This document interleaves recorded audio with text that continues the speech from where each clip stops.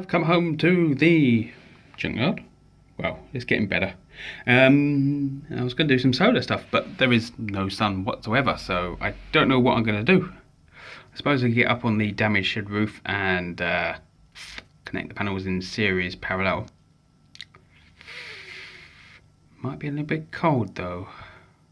I'm on the shed roof. We're going to connect these panels up. I've got two here, two here, two there, and two there. So we're going to go series and parallel because we've got 4 panels. I'm going to use these 2 panels and these 2 panels on their own series thing, and then parallel them together. It has slipped a bit though, so my panels aren't quite square anymore. So I'm going to connect these up one-handed or two-handed without the use of the camera, and we'll have a look, see what happens. So we've got one positive, one negative going out to each panel.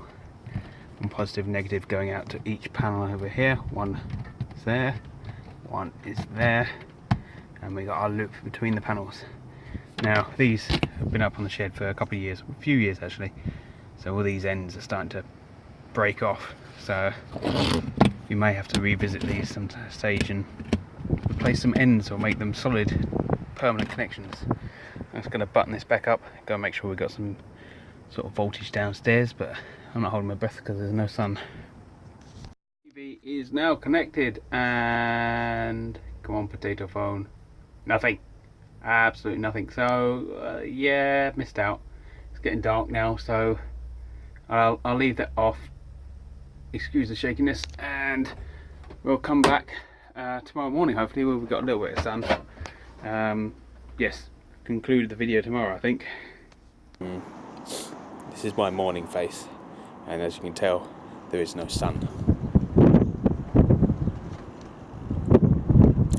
Might connect the panels up just to see if anything happens. Close the door. See if there's any voltage on the panels yet. Might have to come back later. Excuse that lead. Right, let's have a look. I can't see a thing in here because it's a little bit dark still. I haven't got my light connected, so let's zoom in. It says it's level. It's the SPMS that's not. How close can we get?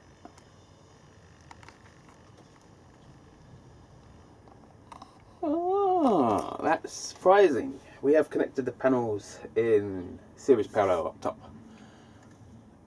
We are now looking, time is about 9 o'clock on Saturday. 1.9 amps, which isn't bad actually. I wouldn't expect anything to be coming. I wouldn't be getting anything on the 12 volt side if I had this on my PWM. But there's definitely something coming in there. Let's adjust that up. Oh. We've got to play about the parameter settings again.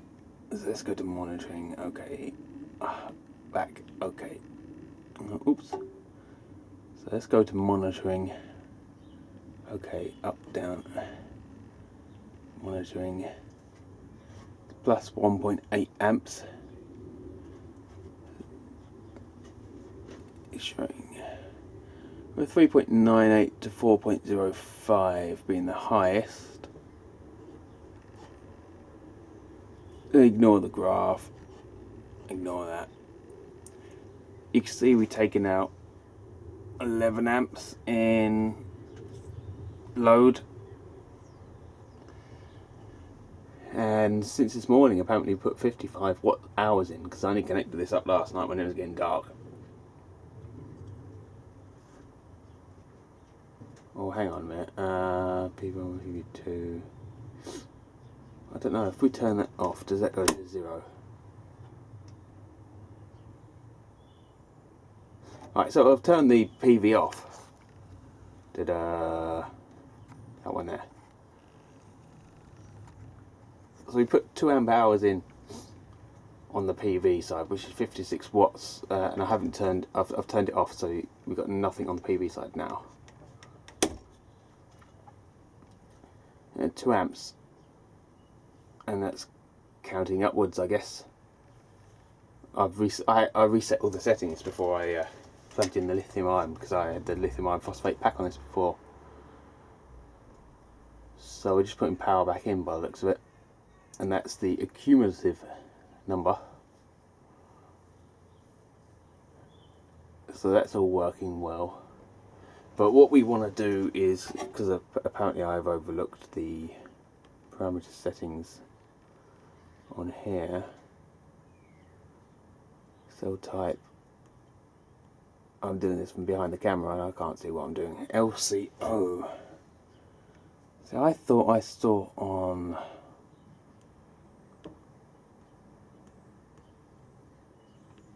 this that it wasn't compatible within the advanced settings, but I'm normally quite tired when I get back from work.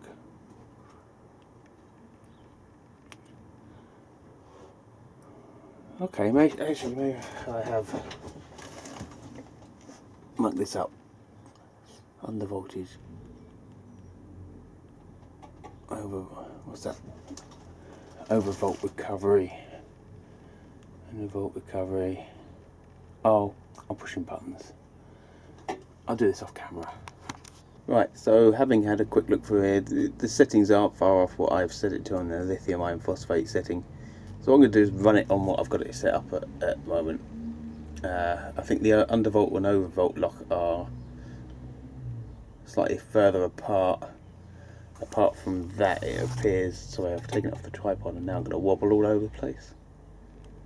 The voltage recovery is higher, I think.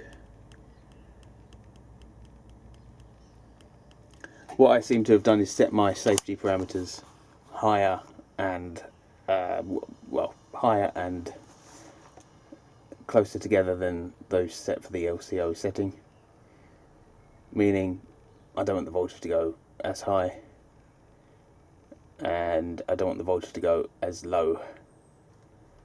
Try and nurse these cells for all they've got. We'll wait until we get some sun, do some testing, and really go from there. I think if we're cutting out or cutting in when I don't want it to, then we'll swap the settings over to LCO. I'm quite happy it's doing its thing, and it's not even sunny. Bearing in mind the panel's going to put out 4.5 amps peak. Was it 5.5 amps? 80 watt, 12 volt. Yeah. And the solar panels, they've got the right number of cells to be accepted to be connected in parallel series for this. If you went for a 24 volt panel, they'd have the same amount of square solar cells within them. So yeah, come back later, see what happens. Well, the sun's coming back out again. 7.3 amps in, 6.8 in to the battery. 7.2, wow. 7 amps.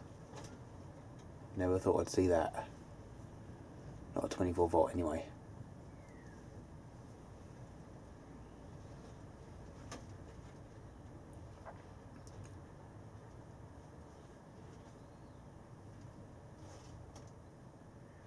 Wow.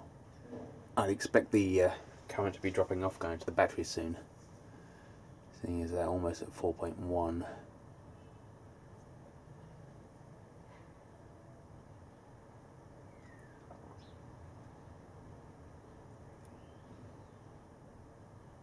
Let's go to the other page.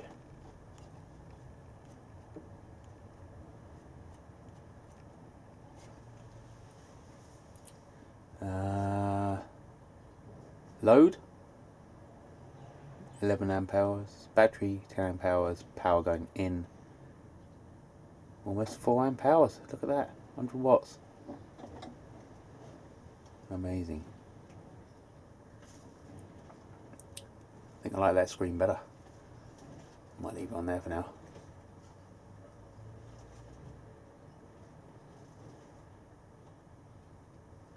I've never used this SBMS to its full potential, but I'm hoping to in the future, because the shed roof needs to be redone this year. We'll have a quick look up. We have a leak, and it's right above where all the batteries are. It's actually rotted out the ply line And with the storm Doris we just had down here, ripped the shed roof completely. So I'm going to take the roof off, redo that when the weather gets a bit better.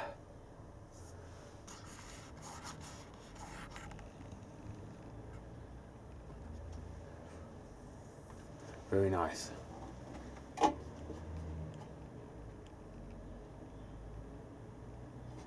Come back later. Let's see when it's fully charged. Would you look at that? We've hit the end of charge setting and 100%. Now we've only put in, hang on, too far, 6.7 amp hours ish, but then again that is the upper limits of this. It will take more charge to take up to obviously 4.2 per cell, but we don't want that. So now I need to start working on collecting loads, putting this up, and I guess draw it down a bit. Draw it down all the way to the bottom. Make sure it cuts off. Interesting stuff. I'm happy for once. Yeah. Yeah. Right, just before I close this video down and leave it for the day, the solar and battery does seem to kick on and off quite a bit. So you see the solar's gone off. The left indicator here pops on and off. So obviously if I just do this, you can see them both go off and leaves the battery connected. If I push them both on, these solar and load come on. But once it's finished charging and it's hit the top end, it will kick on and off to balance it at the top end, sort of thing, which is not doing a bad job of, I'll be honest. I mean, these are recycled cells, and it's an art form to get them perfectly balanced, and it's never going to happen. So you see the solar's gone off again. But if I turn the load back on, inverter on, and the light has come on, you'll see that the load is 2.4 amps. There's still 350, 400 milliamps going into the batteries, and the load is, PV is showing 2.8-ish amps. So it does. So in fact we're probably still charging the batteries even though the light is on, which is good. That's what we want, even though it's a dark, overcast day now. So actually what I was trying to do, this purpose of this video, was actually show the PV thing, MOSFET coming back on, but it's on anyway. So anyway, right, yeah, let's leave it here. Thank you very much for watching. We'll tackle some other bits another day, so I'll see you later. Thanks for watching. Please subscribe, comment, rate, and I'll see you in my next video. Cheers.